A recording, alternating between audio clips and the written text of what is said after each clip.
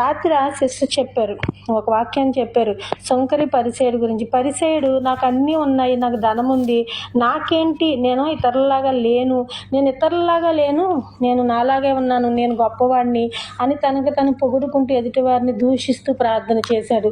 కానీ దేవుడు దాన్ని అంగీకరించలేదు. కానీ ఎప్పుడైతే సుంకరి, ప్రభువా నీ సన్నిధిలో నేను నీ తట్టు కన్నులెత్తి చూడడానికి కానీ, నిన్ను ప్రార్థించుటకు కానీ ఏ యోగ్యత లేని వాడను అని తనను తాను తగ్గించుకున్నప్పుడు దేవుని దృష్టిలో ఆ సుంకరి హెచ్చింపబడ్డాడు. మనము కూడా అటువంటి ప్రార్థన చేయగలగాలి.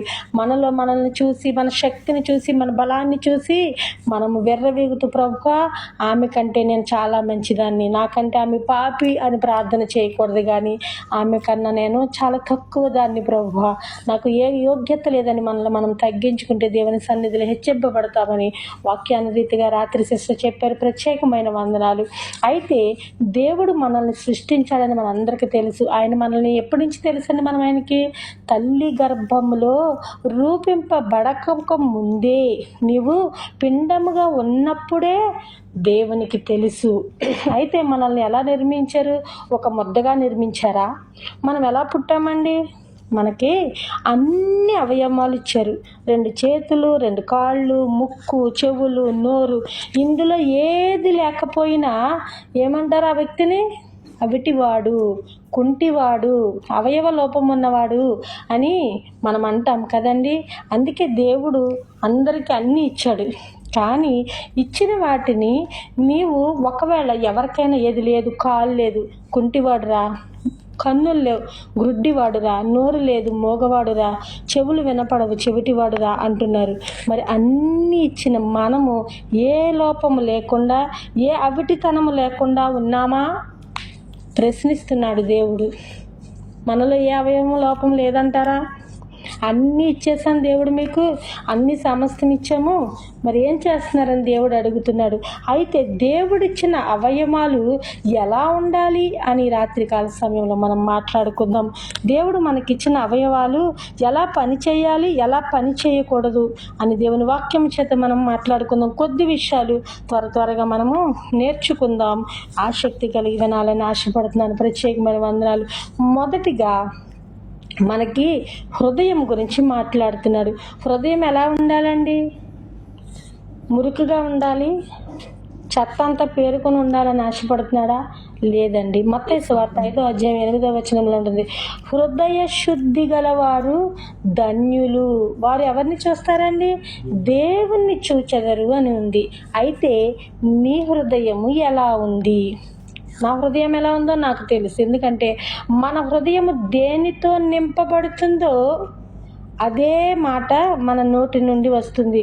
హృదయంలో ఏది నింపబడుతుందో మన పెదవుల నుండి అది వస్తుంది. అయితే ఈ రాత్రికాల సమయంలో దేవుడు వాక్యము మిమ్మల్ని ప్రశ్నిస్తుంది. నేను కాదు కానీ వాక్యమే మీతో మాట్లాడుతుంది. నీ హృదయం ఎలా ఉంది? నీ హృదయంలో ఏం పెట్టుకున్నావు? దేవుని ప్రేమ, లోకపు ప్రేమ? ఏ ప్రేమను నీవు ప్రేమిస్తున్నావు? నీ హృదయం ఎలా ఉంది? నీ హృదయం శుద్ధిగా ఉండాలి. మురుకుగా ఉంటే ఆయనకి ఇష్టం ఉండదు. చెత్త అంతా పెట్టుకుంటే ఆయనకి ఇష్టం ఉండదు. చెత్త అంతా పెట్టుకుంటే ఆయన ఎక్కడికి వచ్చి నిలబడతారు? ఆయనకి చోటు ఎక్కడుంది? మురుకులో పెడతామా దేవుణ్ణి తీసుకెళ్ళి? దేవుని వాక్యము వెలుగైనది, దేవుని వాక్యము నెమ్మదినిస్తుంది, దేవుని వాక్యము త్రోవకు వెలుగు చూపుతుందని మనం అంటున్నామే. అయితే నీకు ఇచ్చిన హృదయము, దేవుడు నీకు ఒక హృదయాన్ని ఇచ్చాడమ్మా, నువ్వు నన్ను ప్రేమించు, నువ్వు పడిపోవద్దు, నువ్వు పరిశుద్ధముగా ఉండాలి, నువ్వు నీతిగా జీవించాలి, నీవు లోకములో బ్రతకొద్దు, ఈ లోకము శాశ్వతము కాదు, నీవు మెలకువగా ఉండాలి. దేవుడు హెచ్చరిస్తున్నాడు మనల్ని. మరి నీ హృదయం ఎలా ఉంది?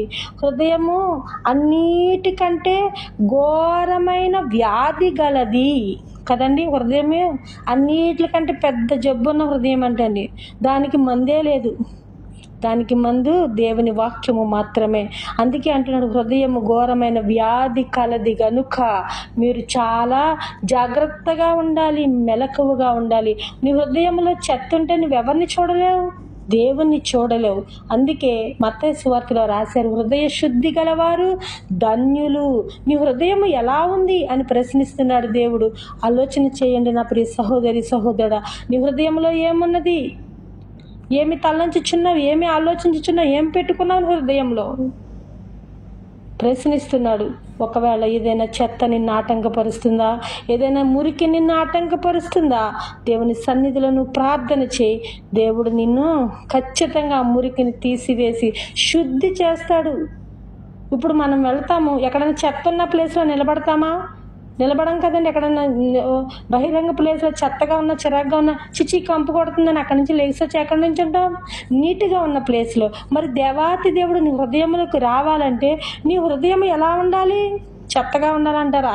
మురికంతా పెట్టుకుని అసూయ, ద్వేషం, కోపం అన్నీ మన హృదయంలో పెట్టేసుకొని స్వార్థం పెట్టుకుని ఆమె కన్నా నేను బెటర్, ఈమె కన్నా నేను బెటర్, అతని కన్నా నేనే బెటర్ ఏంటి అని అనుకుంటే ఆ దేవుడు మనము మురికిగా ఉన్న చోటకు మనం వెళ్ళి నిలబడలేనప్పుడు దేవుడు మన హృదయంలోకి వచ్చి ఎలా నిలబడతారు?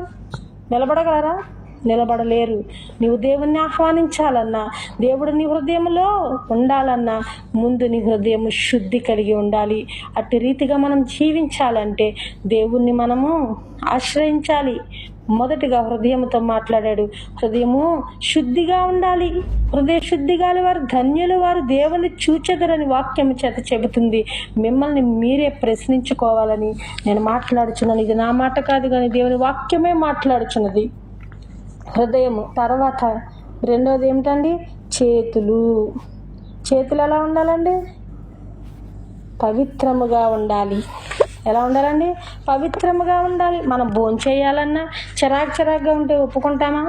అసలు ఈ గల్ఫ్ కంట్రీలో ఎన్నిసార్లు కడిగిస్తారు రోజుకి మన చేతులు?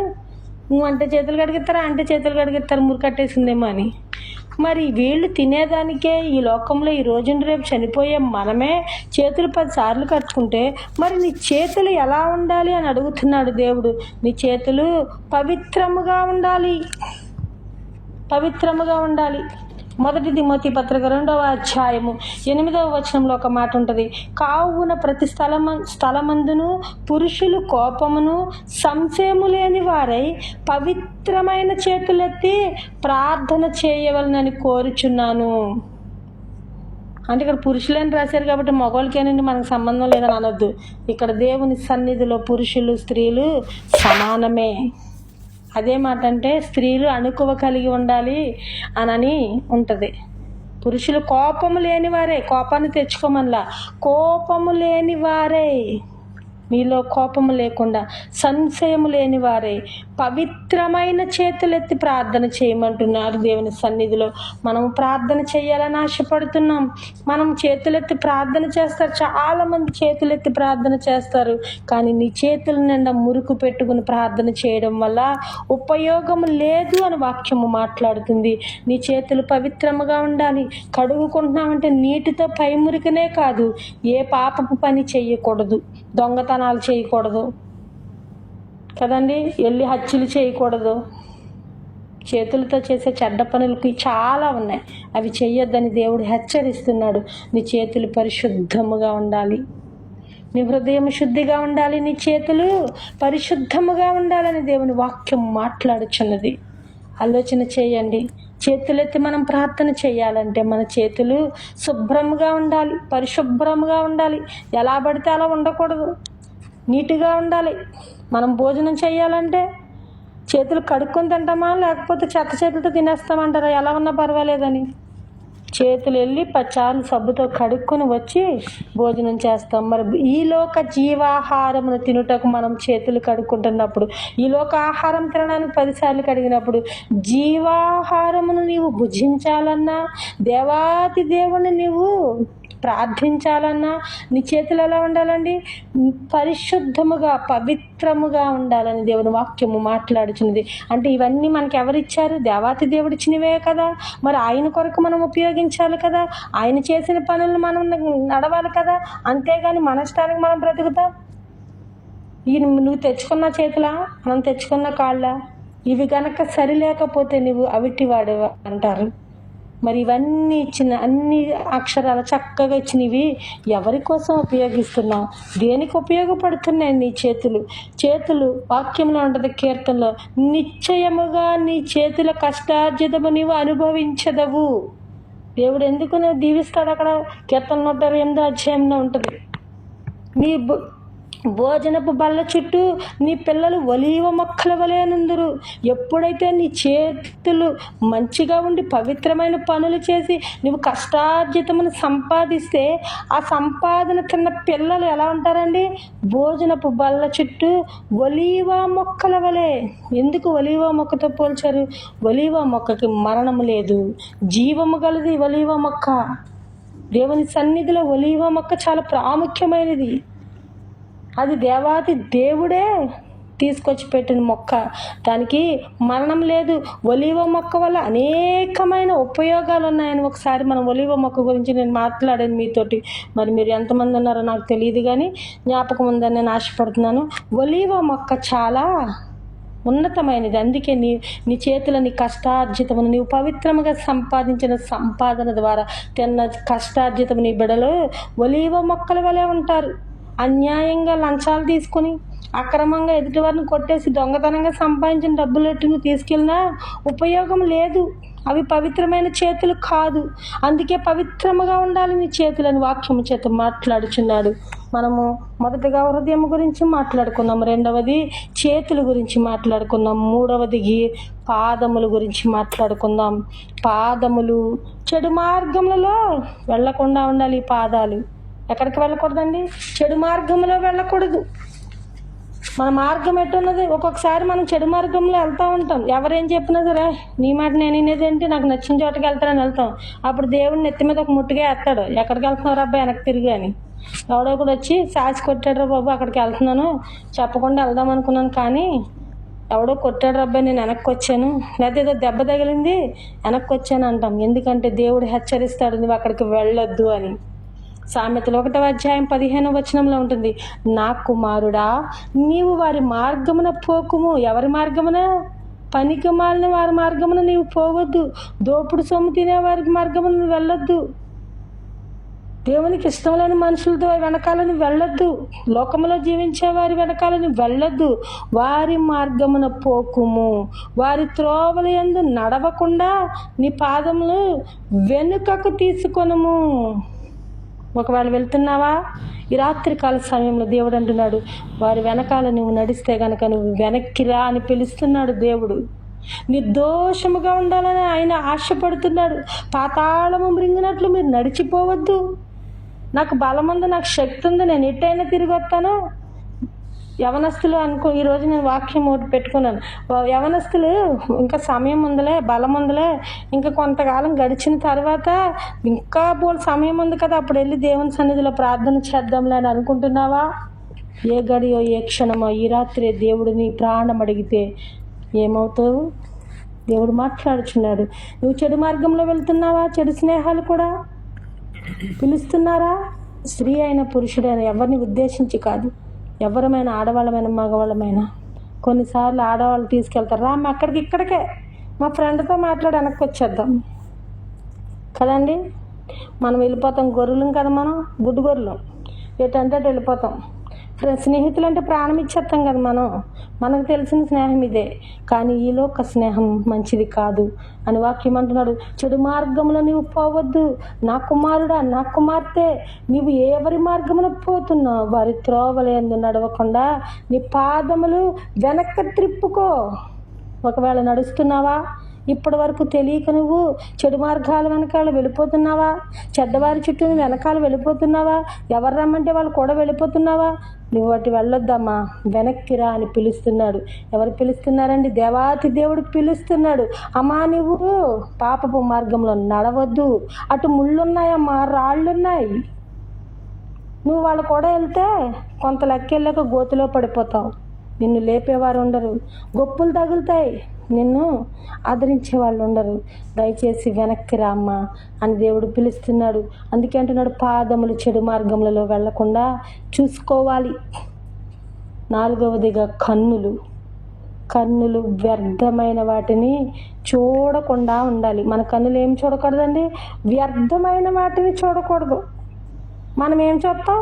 మనకి అసలు వాక్యం అంటే ఇప్పుడు జస్ట్ ఇలా పైకి వస్తారు, లైవ్లో చూస్తారు. ఆ వాక్యం అంటే వాళ్ళు వెంటనే వెళ్ళిపోతారు. పక్క లైవ్లో పాటలో లేకపోతే సోదో పెడతారు, డిస్కషన్. అక్కడ ఉంటారండి బాబు 100 మంది 20 మంది. ఇదే లైవ్లో కనుక ఏదైనా డిస్కషన్ జరిగిన టప్ టప్ టప్ మరి 30-40 మంది వచ్చేస్తారు. కన్నులు వ్యర్థమైన వాటిని చూడకూడదు. ఫోన్లు మనం ఎందుకు ఉపయోగిస్తున్నాం? మంచిగా చెడుకా? వ్యర్థమైన వాటిని చూడకూడదని దేవుడు పిలుస్తున్నాడు. నీకు ఇచ్చిన కన్నులతో వ్యర్థమైన వాటిని చూడకమా. కీర్తనలు 119వ అధ్యాయము 37వ వచనంలో ఒక మాట ఉంటుంది. 119వ అధ్యాయము 37వ వచనంలో ఒక మాట ఉంటుంది. వ్యర్థమైన వాటిని చూడకుండా నా కన్నులు త్రిప్పివేయము, నీ మార్గములలో నడుచుకుంటకు నన్ను బ్రతికింపుము. వ్యర్థమైన ఎవరు అడుగుతున్నారండి ఇక్కడ? వ్యర్థమైన వాటిని చూడకుండా నా కన్నులు త్రిప్పివేయమని ఎవరు అడుగుతున్నారు? మనలాంటి సాధారణమైన వ్యక్తి అలేఫ్ అనే ఒక భక్తుడు అడుగుతున్నాడండి. దావీదు గారు రాసిన కీర్తనలో అలేఫ్ అనే ఒక వ్యక్తి అడుగుతున్నాడు. ఆయన దేవునికి ఇష్టమైన వ్యక్తి.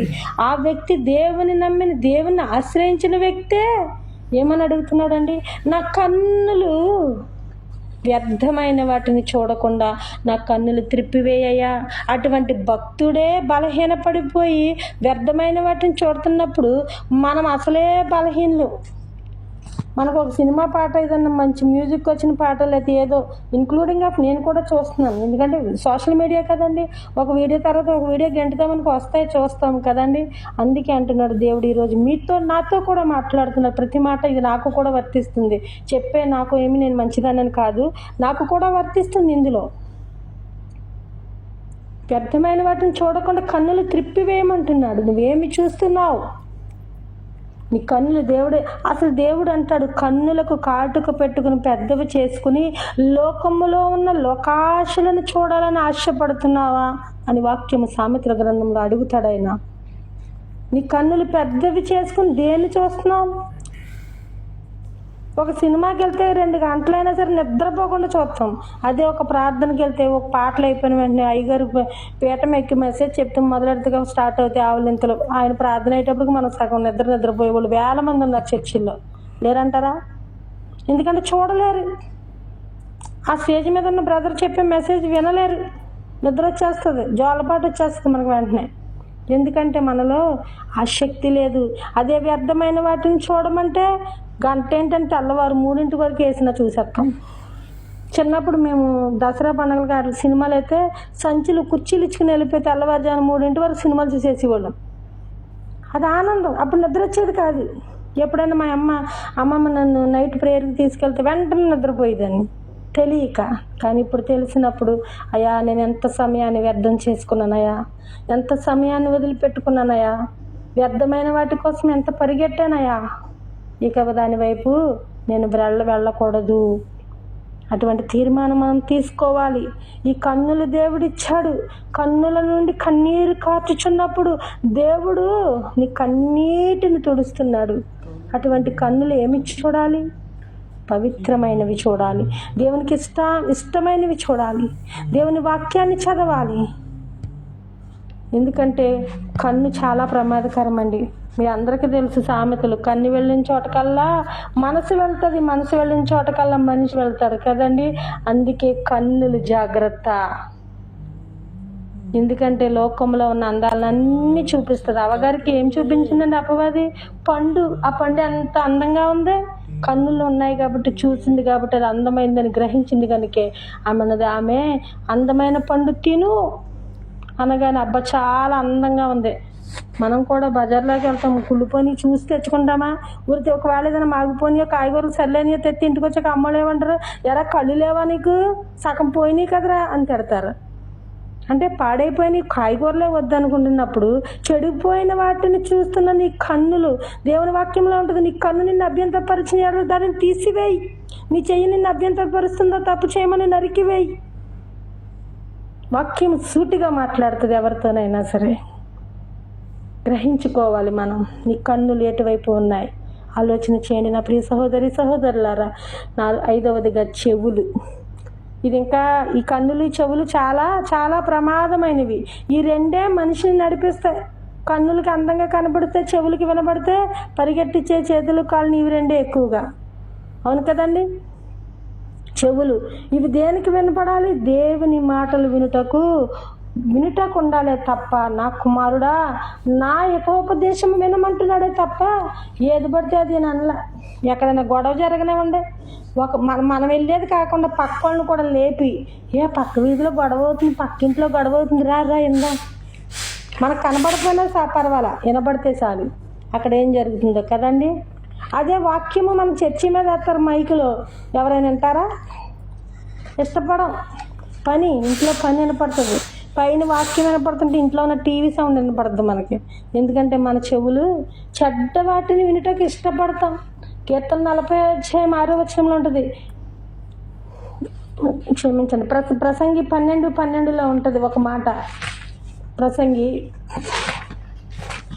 చెవులు చెడ్డ వాటిని వినకూడదు అని దేవుడు వాక్యం అంటుంది. ఏం వినాలండి? ఆయన వాక్యాన్ని వినాలి. 12:12 అంటుంది, ఇదిగాక నా కుమారుడా హితోపదేశములు వినుము. ఏం వినమంటున్నారండి? హితోపదేశములు అంటే దేవుని వాక్యాన్ని వినటానికి. ఎవరైనా మంచి చెప్తున్నారా వినడానికి నీ చెవులు పెద్దది చేసుకో.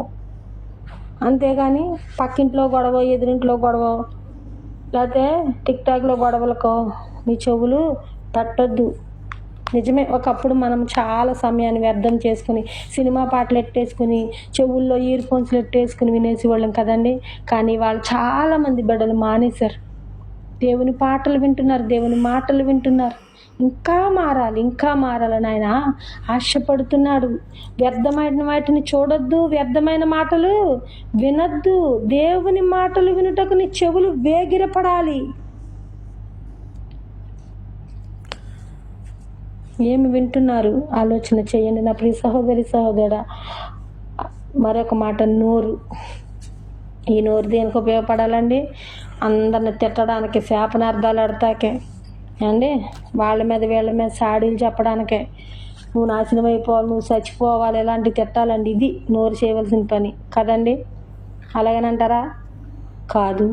చెడ్డ మాటలు కానీ కపటమైన మాటలు కానీ నీ నోటి వంట రాకూడదు. నీకెవరైనా కీడు చేశారా? నిన్ను తిట్టారా? నువ్వు మంచిదానివి కదన్నారా? దేవునికి స్తోత్రం, ప్రభువా ఈ బిడ్డని బహుగా దీవించని ప్రార్థన చేయమన్నాడే కానీ శపించమని చెప్పలేదు. మన ఇంటి దగ్గర ఎంతమంది ఏదైనా గొడవ అవనివ్వండి, వెళ్ళి వాళ్ళని వచ్చి వాళ్ళని వంకలెట్టి, కుక్కని కాకుల్ని వంకెట్టి శాపనార్థాలు ఎట్టేస్తారు కదండి. నువ్వు నాశనం అయిపోయినా, నువ్వు అలాంటిదానివే, నువ్వు ఇలాగన్నావు, అందుకేనే నీ బతికి అలాగైపోయింది, ఇయే కదండి మన ఇంటికాడ మాట్లాడతారు. అయితే దేవుడు అంటున్నాడు, అమ్మ నేను నీకు ఇచ్చిన నోటితో చెడ్డ మాటలు పలకవద్దు. కీర్తన 34:13 ఉంటుంది, చెడ్డ మాటలు పలుకోకుండా నీ నాలుకను, కపటమైన మాటలు పలుకోకుండా నీ పెదవులను కాచుకోమంటున్నాడండి. జాగ్రత్తగా పెట్టుకోమంటున్నాడు. ఎందుకంటే చాలా సింపుల్గా అనేస్తాం కదా అని. చెడ్డ మాటలు పలుకోకుండా నీ నాలుకను కాచుకోమని మాట్లాడదాం. ఆలోచన చేశారా? ఏం మాట్లాడుతున్నాం? ఏం లేచిన దగ్గర ఉంటాం. అయినా మనం ఎప్పుడైతే లోకంలో ఉంటామోనండి, ఎంత వాక్యాన్ని విన్నా, ఎన్ని చేసినా మన నోటి వంట మంచి మాటలు రా, పటకారం, వేళాకొలం ఇవే వస్తాయి. ఎప్పుడైతే దేవుని నీ హృదయంలో నిజముగా నీవు పూర్ణ అంగీకారంతో నీ హృదయంలో దేవుని ఎప్పుడైతే నువ్వు అంగీకరిస్తావో, నీ హృదయంలోనికి వచ్చేస్తుందో, నీ మాట మారిపోతుంది. ఏ బిడ్డనైనా అంతకుముందు ఏంటి అని ఉండొచ్చు, ఎరా ఊరే అని ఉండొచ్చు. కానీ దేవుణ్ణి ఎప్పుడైతే నువ్వు అంగీకరిస్తావో, సంపూర్ణముగా ఆయన నువ్వు అంగీకరిస్తావో, నీ మాట మారిపోద్ది. అమ్మా, నాన్న, ప్రైజ్లాడమ్మా, ప్రైజ్లాడు తమ్ముడు, ప్రైజ్లాడు నాన్న. ఆడవాళ్ళకైనా మగవాళ్ళకైనా మాట తీరు మారిపోతుంది. ఎందుకంటే దేవుని పరిశుద్ధత మన హృదయంలో ఉంటే మన శరీరంలో ఉన్న ప్రతి అవయవం కూడా పరిశుద్ధతగానే ఉంటుంది. అందుకే హృదయంలో దేవుని నింపుకోమని మొదటగా మాట్లాడారు. ఆయన ఎప్పుడైతే నీ హృదయంలో పెడతావో ఆటోమేటిక్గా నీ చేతులు కానీ, నీ పాదములు కానీ, నీ కన్నులు కానీ, నీ చెవులు కానీ, నీ నోరు కానీ చెడు వాటికి తల వంచదు, ఇష్టపడదు కూడా. ఎందుకంటే దేవుడు నిన్ను హెచ్చరిస్తాడమ్మా, నువ్వు మాట్లాడే మాట తప్పు, నువ్వు చేసే పని తప్పు, నువ్వు వెళ్ళే దారి తప్పు, నువ్వు వినేది తప్పు అని దేవుడు హెచ్చరిస్తాడు. ఆఖరిగా ఈ తలను ఏం చేయాలండి? ఏం చేయాలండి? దేవుని ఎదుట తల వంచి విధేయతగా ఉండాలి. విధేయత. మన ప్రార్థన చేసినప్పుడు మన తల వంచి విధేయత కలిగి ఉండాలి. దేవుని సన్నిధికి వెళ్తున్నావంటే నీవు విధేయత కలిగి ఉండాలి. విధేయత లేకపోతే నీవు ఏసన్న గారు పాస్టర్ గారు అంట లోపలికి మీటింగులు జరుగుతున్నప్పుడు, ఎక్కడైనా ప్రార్థనలు జరుగుతున్నప్పుడు కరెక్ట్గా గుమ్మం కాడికి రాగానే ఆయన ఇలా వంగి 2 చేతులు కట్టుకుని వెళ్ళేవారంట.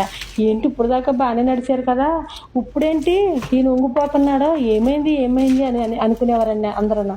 అయితే ఏంటంటే ఆయన దేవుని బలిపీఠం అక్కడుంది, నా ప్రభు అక్కడున్నాడు, ఆయన ముందు నేను ఎంతటి వాడనని తగ్గింపు కోసం ఆయనకి నా చేతులు కట్టుకుని తల వంచుకొని వెళ్ళేవారంటండి.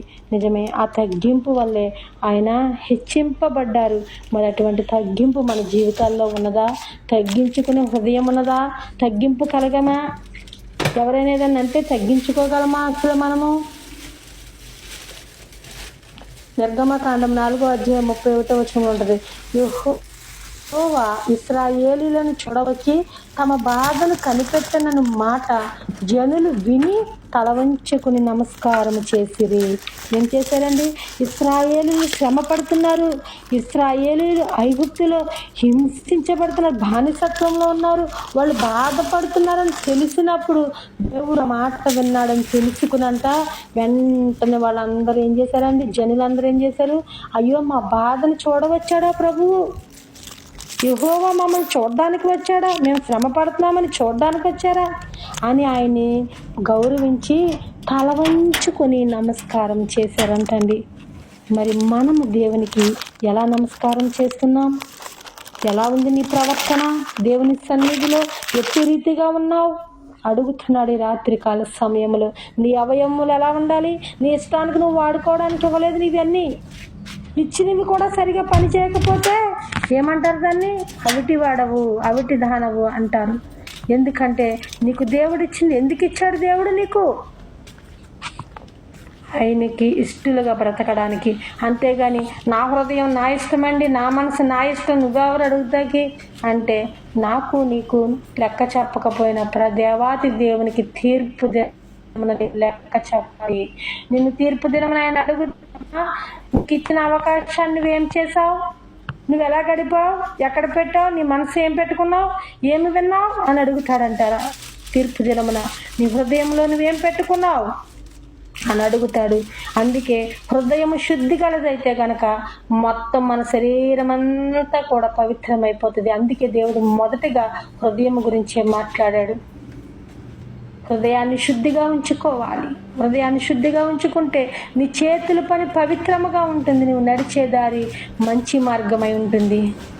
నీ కన్నులు వ్యర్థమైన వాటిని చూడవు, నీ చెవులు చెడ్డ మాటలు వినవు, నీ నోరు కపటమైన మాటలు పలుకదు. అప్పుడు నువ్వు ఏం చేయాలండి? ఇవన్నీ చేసేస్తున్నాను కదా సరిపోదులు అంటే కాదండి. దేవుడు అంటున్నాడు తలదించుకొని తల వంచుకొని విధేయత చూపించాలి.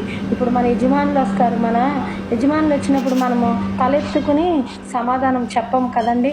తలదించుకుని ఏదైనా అడిగారనుకోండి తల వంచుకునే చెప్తాం. అదేమి తప్పు కాదు, ఎందుకంటే వాళ్ళు పెద్దవాళ్ళు.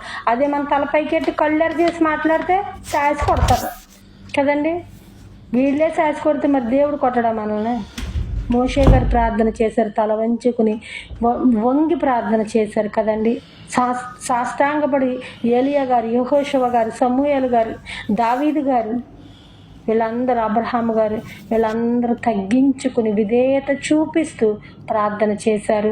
దేవుడు వారిని అందుకే హెచ్చించారు. ఈ రాత్రికాల సమయంలో మిమ్మల్ని నన్ను కూడా దేవుడు హెచ్చించుటకు ఇష్టపడుతున్నాడు. ఆయనకి ఇష్టమైన బిడలుగా ఉండాలంటున్నాడు. అందుకే అమ్మా, నువ్వెలా